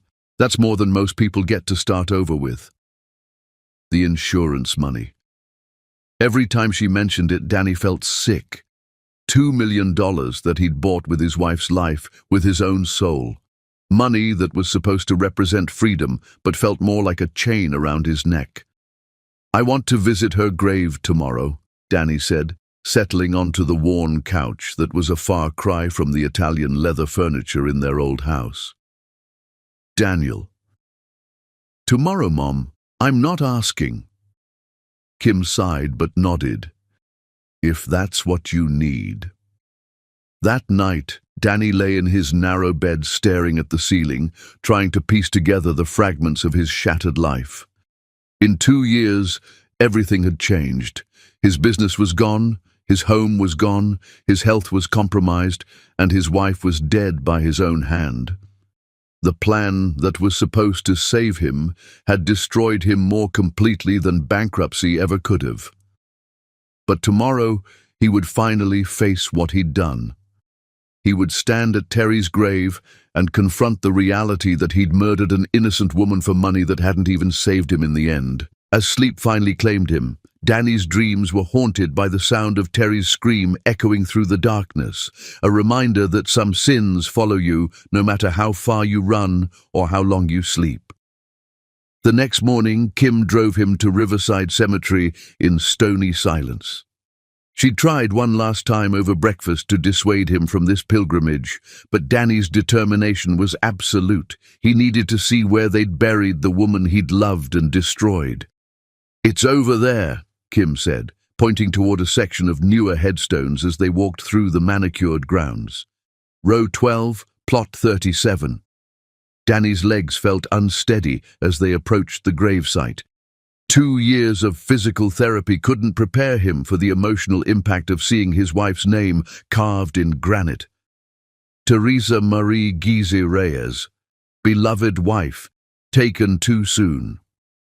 "They used her maiden name too," Kim noted clinically. "I thought that was a nice touch." Danny knelt beside the headstone, his fingers tracing the engraved letters. The dates told the story of a life cut short. Born 32 years ago, died the night he'd pushed her from their terrace. The math was simple and devastating. "I used to bring flowers," Kim said, standing behind him, "in the beginning when people were watching, but it's been months since anyone came by to pay their respects." "Her family?" "They blame you," Kim said bluntly. "They think the stress of your failing business drove her to suicide. Her sister hasn't spoken to us since the funeral." Another relationship destroyed, another bridge burned by the choices he'd made. Danny wondered if Terry's family would feel differently if they knew the truth, that their daughter hadn't killed herself, that she'd been murdered by the man who'd promised to love and protect her. "I need some time alone," Danny said. Kim hesitated, clearly uncomfortable with leaving him there. "Don't do anything foolish, Daniel. You've already lost enough." After she walked away, Danny finally allowed himself to grieve properly. For 2 years, while his body lay unconscious, his guilt had been suspended in time. Now it crashed over him like a tsunami, threatening to drown him in the magnitude of what he'd done. "I'm sorry," he whispered to the headstone. "God, Terry, I'm so sorry." But apologies felt meaningless in the face of murder. What could he possibly say to make amends for taking her life? What words could bridge the gap between the man who had loved her and the monster who had killed her? As Danny knelt in the cemetery, he made a decision that surprised him with its clarity. He couldn't bring Terry back, couldn't undo the terrible thing he'd done, but he could make sure that her death hadn't been completely meaningless. He would find a way to honor her memory, to use the blood money from her insurance policy to do something good in the world. It wouldn't absolve him, wouldn't earn him forgiveness, but it might give some meaning to the nightmare his life had become. "I'll make it right somehow," he promised the grave. "I don't know how, but I'll find a way to make this right." When Kim returned to pick him up an hour later, she found Danny standing beside the car, his face set with new determination. "Ready to go?" she asked. "Yes," Danny said. "I think I'm finally ready to start living again." But as they drove away from the cemetery, Danny didn't notice the figure watching from behind a distant oak tree. Someone who had been visiting this grave regularly for 2 years, someone who had never believed the official story about Terry's death, someone who had been waiting patiently for Danny Reyes to wake up so that justice could finally be served. Miguel Santos stepped out from behind the tree and pulled out his cell phone, dialing a number he'd memorized long ago. "He's awake," Miguel said when the call connected. "Danny's awake, and he just visited the grave. It's time." On the other end of the line, a woman's voice, a voice that was supposed to be silenced forever, responded with quiet determination. "Good. Let's finish this." The game Kim Creech thought she'd won 2 years ago was about to enter its final phase, and this time the real victim would have her turn to play. Chapter 8. The Impossible Truth. The dead don't stay buried when they've been murdered for lies. Sometimes they return to collect what's owed. Danny's hands shook as he filled out the insurance claim paperwork, each signature feeling like another nail in his own coffin. The Mutual Life Insurance office was sterile and corporate, designed to process death efficiently and without sentiment. After 2 years of medical bills and legal complications, this was supposed to be the final step in claiming Terry's life insurance benefit. "Just a few more signatures, Mr. Reyes," the claims adjuster said with practiced sympathy. "I know this must be difficult, but we're almost finished." Kim sat beside him, her presence both supportive and suffocating. She'd insisted on coming along, claiming she wanted to help him through the emotional difficulty of the process, but Danny suspected she just wanted to make sure he didn't say anything that might jeopardize their carefully constructed lie. "The death certificate is in order," the adjuster continued, "and your alibi during the time of the accident has been thoroughly verified. Everything appears to be straightforward. straightforward. If only she knew how much planning and manipulation had gone into making this moment seem straightforward. If only she knew that the grieving husband sitting across from her desk was actually the man who'd pushed his wife off a 20-story building.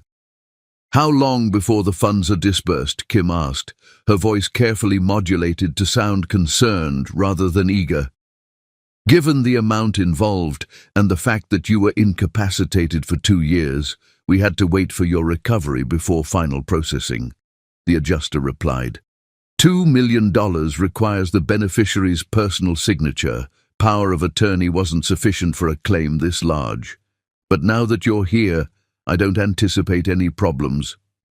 $2 million. The number should have felt like salvation, like the solution to all his problems.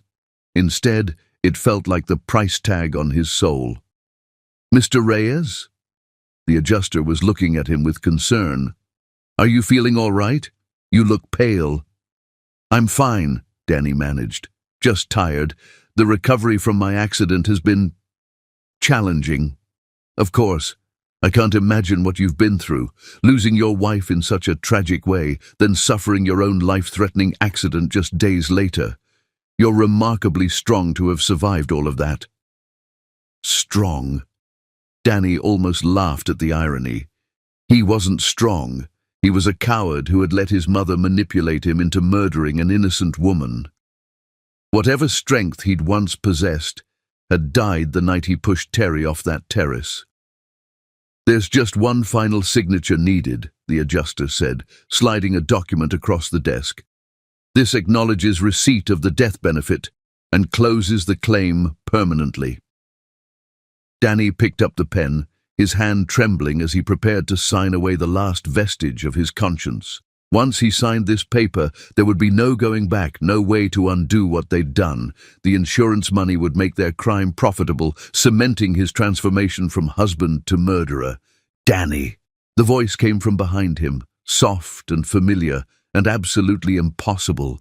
Danny's pen froze halfway to the paper as every nerve in his body went into shock. "Hello, baby." Danny turned around slowly, his mind refusing to process what his eyes were telling him. Standing in the doorway of the insurance office, holding a beautiful 2-year-old child with dark curls and his own green eyes, was his wife, Terry, alive, healthy, real. The pen fell from his nerveless fingers as Danny's world exploded into fragments. This couldn't be happening. This was impossible. Terry was dead. He'd killed her himself, watched her fall, heard her scream as she plummeted 20 floors to the concrete below. "Surprised to see me?" Terry asked, her voice carrying a cold edge he'd never heard before. She looked older, harder, like someone who had seen too much darkness and survived it. But she was unmistakably, impossibly alive. Kim made a strangled sound behind him, her face going white as paper. "This isn't possible," she whispered. "You're dead. You're supposed to be dead." "Sorry to disappoint you," Terry said, her eyes burning with righteous fury, "but it takes more than a push off a building to kill me, especially when someone's kind enough to install a safety net."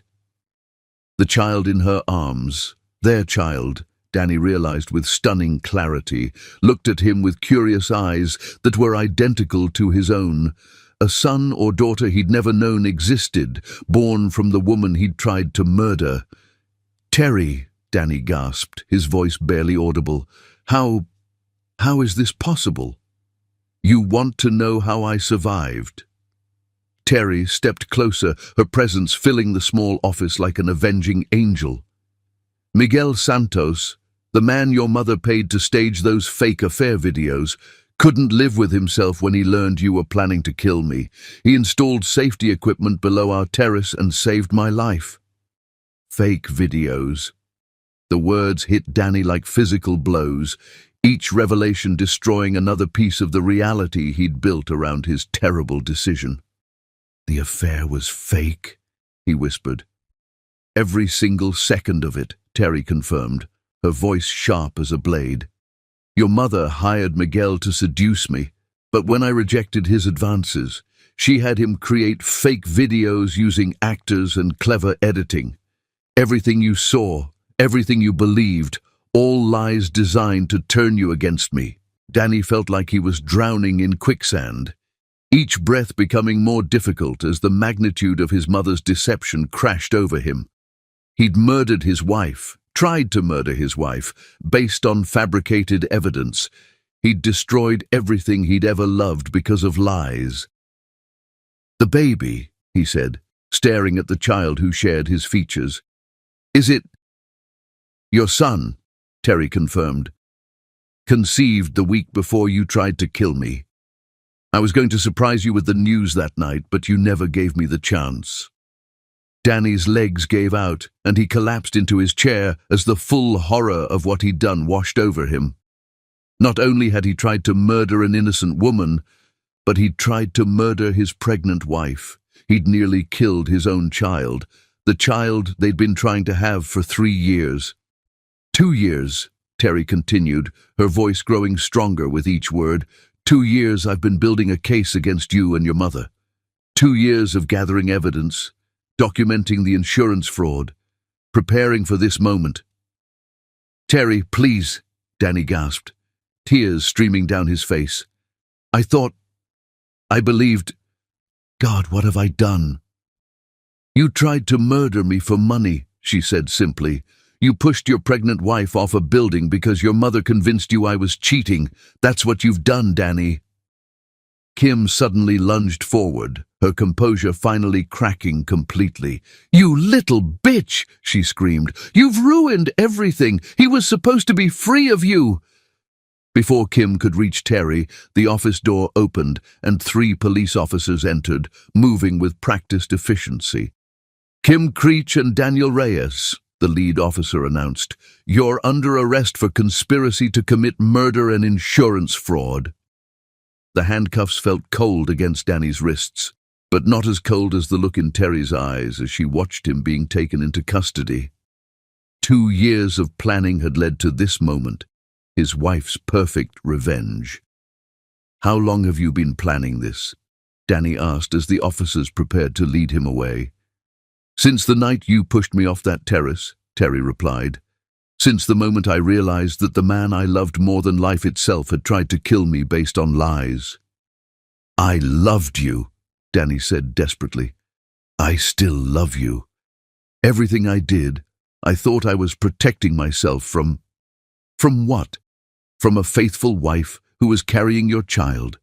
From a woman who never betrayed you in any way?" Terry's voice cracked slightly, showing the pain beneath her anger. "You didn't protect yourself, Danny. You destroyed yourself the moment you chose to believe her lies over my love."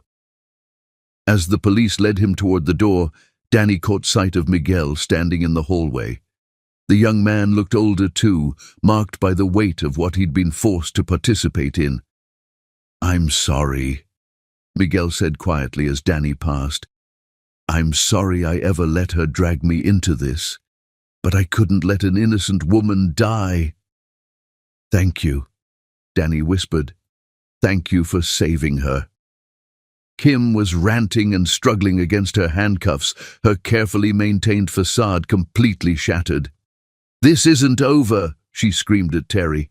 "You think you've won, but this isn't over." "Yes, it is," Terry said with quiet finality. "It's over, Kim. You lost the moment you decided that love was less important than money." As Danny was loaded into the police car, he caught one last glimpse of his wife holding their son, the family he'd destroyed through his own stupidity and weakness. Terry wasn't looking at him anymore. She was focused on their child, probably explaining in age-appropriate terms why Daddy was being taken away by police officers. The child would grow up knowing that his father had tried to kill his mother. That knowledge would shape his entire life, just as Danny's choices had shaped everything that came after that terrible night on the terrace. As the police car pulled away from the insurance office, Danny finally understood the true cost of his mother's manipulation. He hadn't just lost his business, his money, or his freedom. He'd lost his family, his identity, and any chance of redemption. The man who had once promised to love and protect Terry until death do them part had instead tried to part them with death itself. And now, as he faced the consequences of that choice, Danny realized that some sins are too profound for forgiveness, too deep for healing. Behind them, Kim's voice could still be heard screaming threats and denials, her own reckoning just beginning. But Danny was beyond caring about his mother's fate. All he could think about was the child in Terry's arms, his son, who would never know the love of the father who had tried to kill him before he was even born. The game was over. Justice had won, and Danny Reyes would spend the rest of his life paying for the moment he chose his mother's lies over his wife's love. Chapter 9. The Reckoning. Prison walls don't just contain bodies, they force men to confront the monsters they've become in the echo of their own footsteps. Danny's cell was exactly 8 feet by 10 feet, a concrete box that had become the entire universe for a man who once commanded boardrooms and penthouses. The metal bunk, stainless steel toilet, and single-barred window represented the sum total of his possessions now, a stark contrast to the luxury he'd taken for granted just 3 years ago. 3 years. That's how long it had been since his arrest at the insurance office, since the moment his wife had returned from the dead to destroy the carefully constructed lie his life had become. The trial had been a media sensation, millionaire attempts to murder pregnant wife for insurance money, with every sordid detail splashed across newspapers and television screens. The jury had deliberated for less than 4 hours. Guilty on all counts. Attempted murder, conspiracy to commit murder, insurance fraud. The judge had sentenced him to 20 years, noting that the premeditated nature of the crime and the vulnerability of the victim, a pregnant woman, warranted severe punishment, though the attempt rather than completed murder allowed for some possibility of rehabilitation. Kim had died of a massive heart attack 2 weeks into her own trial, her body unable to handle the stress of her perfect plan unraveling so completely. The coroner said it was natural causes, but Danny knew better. His mother had died of shame, of rage, of the crushing realization that her manipulation had destroyed both their lives for nothing. He hadn't been allowed to attend her funeral. "Reyes, visitor!" The guard's voice echoed through the cell block, cutting through Danny's meditation on the past. It was unusual. He rarely received visitors. Most of his former friends and business associates had abandoned him when the true nature of his crimes became public knowledge. As he walked through the prison corridors in shackles, Danny wondered who could possibly want to see him. His lawyer had stopped returning calls after the appeals process had been exhausted. The few family members who hadn't completely disowned him lived too far away to make the trip regularly. The visiting room was divided by thick plexiglass, communication possible only through scratchy phones. Danny settled into the plastic chair and picked up the handset, looking across at his visitor with shock and confusion. Miguel Santos sat on the other side of the glass, older and wearier than Danny remembered, but unmistakably the man who had saved Terry's life and helped orchestrate Danny's downfall. "Why are you here?" Danny asked, his voice hoarse from disuse. He rarely spoke to anyone in prison, preferring the solitude that came with being a child killer, or close enough to one that it made no difference to his fellow inmates. "Because someone needs to know what really happened," Miguel replied, his accent thicker than Danny remembered. "Someone needs to understand how we all became pawns in her game." "Played? You helped destroy my life." Miguel's expression hardened. "Your mother destroyed your life, Danny. She destroyed all our lives. I was just trying to survive." Over the next hour, Miguel told Danny the complete story, details that hadn't come out during the trial, revelations that painted an even darker picture of Kim Creech's manipulation. "She didn't just pay me to seduce your wife," Miguel explained. "She threatened my family, my kids, Danny. She knew where they went to school, where my ex-wife worked. She made it clear that if I didn't cooperate, something bad might happen to them. Danny felt sick. Even from prison, learning new depths of his mother's evil felt like fresh wounds being carved into his soul. The videos were so sophisticated, Miguel continued. She hired professional actors, used computer editing that made it look completely real.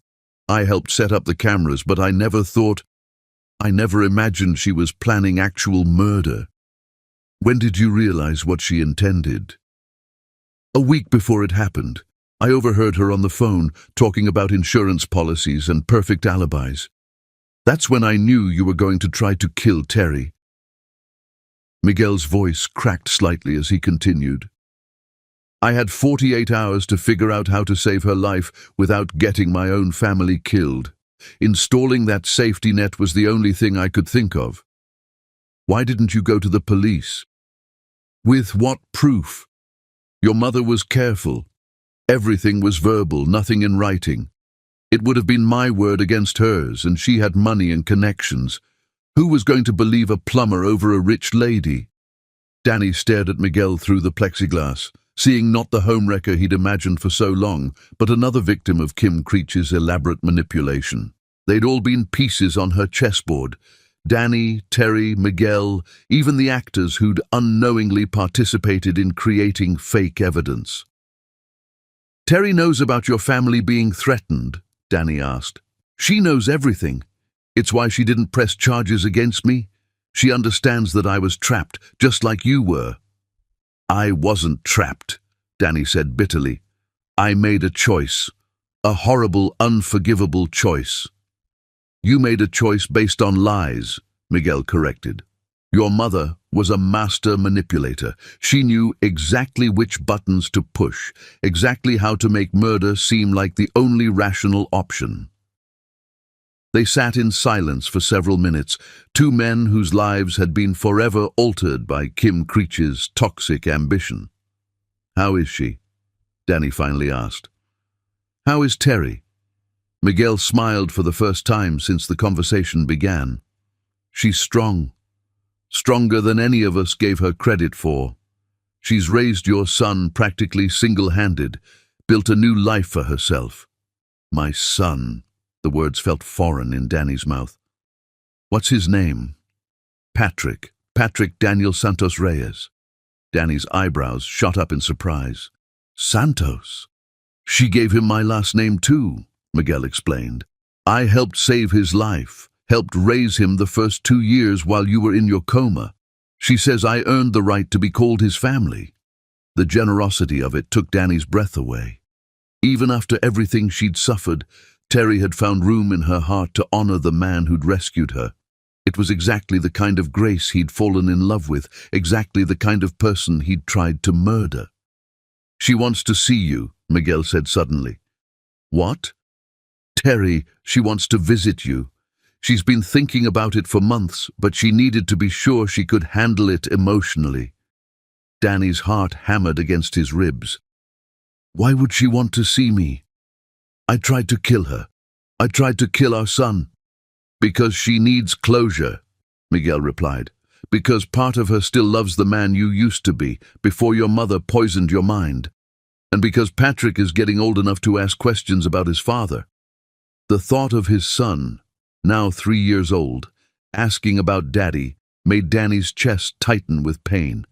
What could Terry possibly tell him? How do you explain to a child that his father is in prison for trying to murder his mother? I don't deserve her forgiveness, Danny said. Maybe not, Miguel agreed, but she deserves the chance to give it, if she chooses to. That's her decision to make, not yours.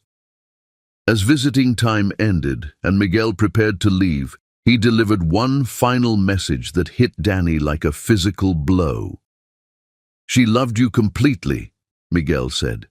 Even after you pushed her off that terrace, even after she knew what you'd tried to do, part of her still loved you.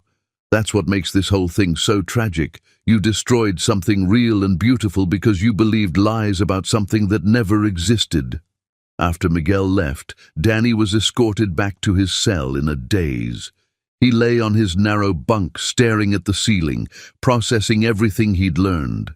His mother hadn't just manipulated him into attempted murder, she'd threatened innocent children, corrupted multiple lives, and orchestrated a web of deception so complex that its tentacles were still being discovered years later.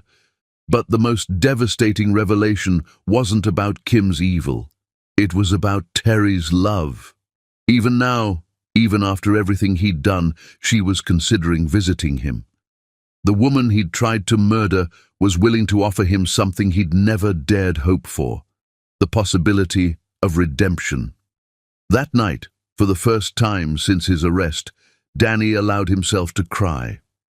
Not from self-pity, but from grief for the man he'd been before his mother's poison had corrupted his heart. That man had been worthy of Terry's love. That man would have seen through the lies and chosen trust over suspicion. That man was dead, killed on the same night he'd tried to kill his wife. But maybe, just maybe, something new could be born from the ashes of that destruction. Something that might eventually be worthy of the forgiveness Terry was considering offering. Danny closed his eyes and whispered a prayer to a God he wasn't sure was still listening. Please let me find a way to earn the love I threw away. Let me become the man she deserves, even if it's 20 years too late. Outside his cell window, the stars shone down on a world that had moved on without him. A world where his son was learning to ride a bicycle and ask questions about the father he'd never known. Danny had 17 more years to figure out how to answer those questions, 17 more years to become someone worthy of the second chance he might, incredibly, impossibly, be offered. The reckoning had come and gone. Now, the real work of redemption could begin. Chapter 10. Justice and Redemption. Some stories end with revenge, others with forgiveness.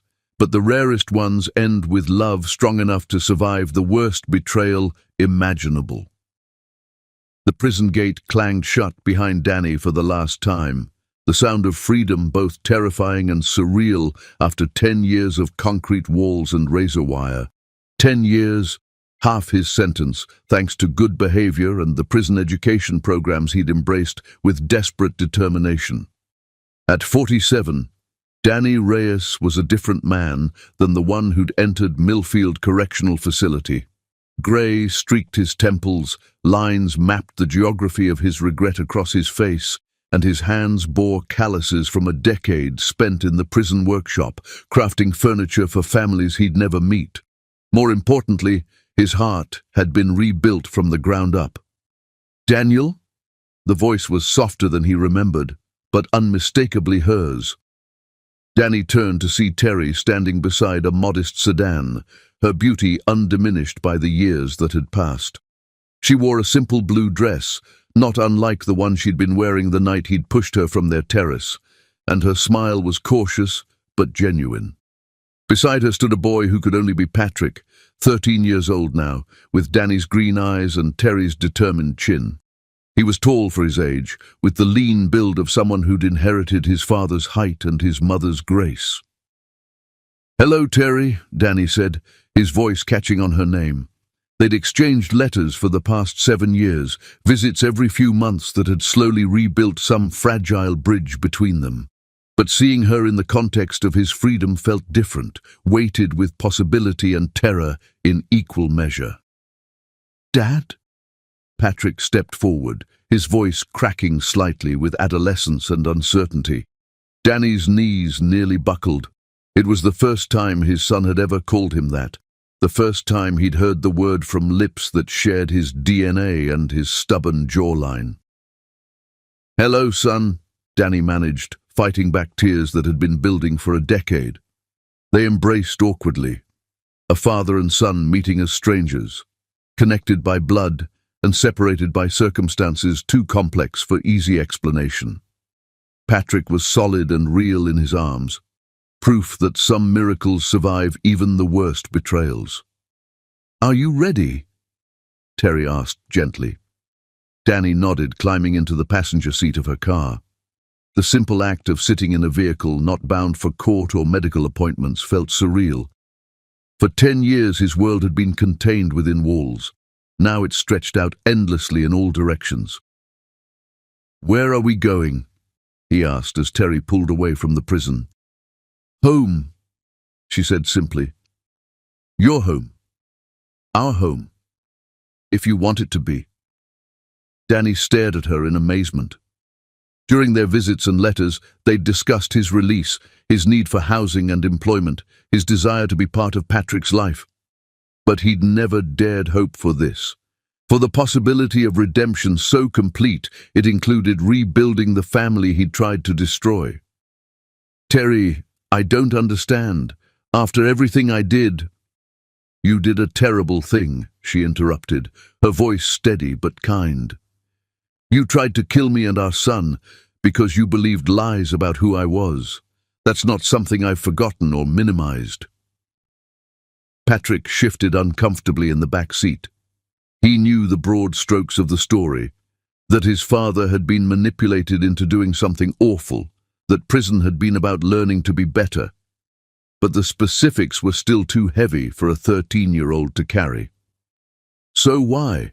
Danny asked. Terry was quiet for several miles, navigating through the suburban streets that led to their new neighborhood. Finally, she pulled into the driveway of a modest 2-story house with a small garden and a basketball hoop mounted above the garage.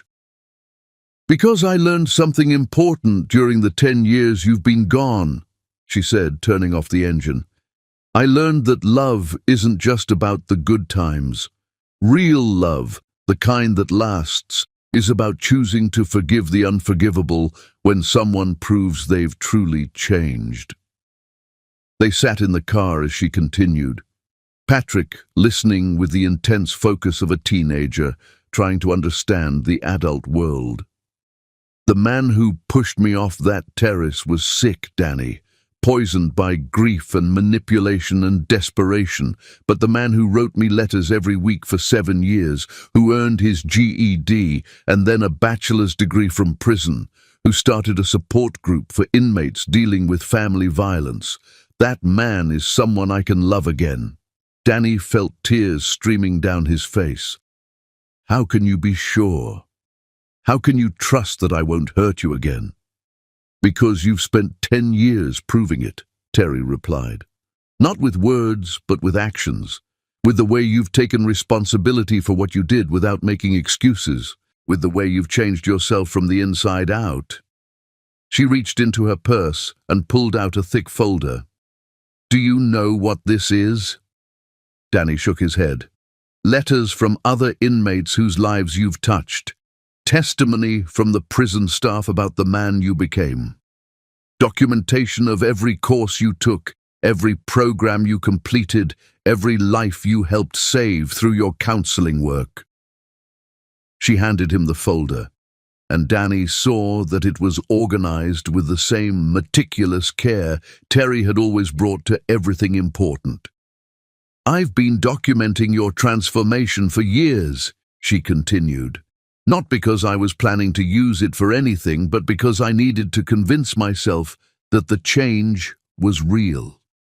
That the man I was starting to love again wasn't just an illusion created by distance and time." "And what did you conclude?" Terry smiled, the expression lighting up her face in a way that took Danny back to their earliest days together. "I concluded that people can change if they want it badly enough. And you, Danny Reyes, wanted it more than anyone I've ever known." Patrick cleared his throat from the back seat. "Does this mean we're going to be a real family now?" It was the question that cut to the heart of everything. The hope that had sustained Danny through his darkest prison nights, the dream that had seemed too impossible to voice. "If your father wants that," Terry said, looking directly into Danny's eyes, "if he's ready to do the work of rebuilding trust and proving every day that he deserves a second chance." "I want it more than anything," Danny said, his voice barely above a whisper. "But I need you to understand.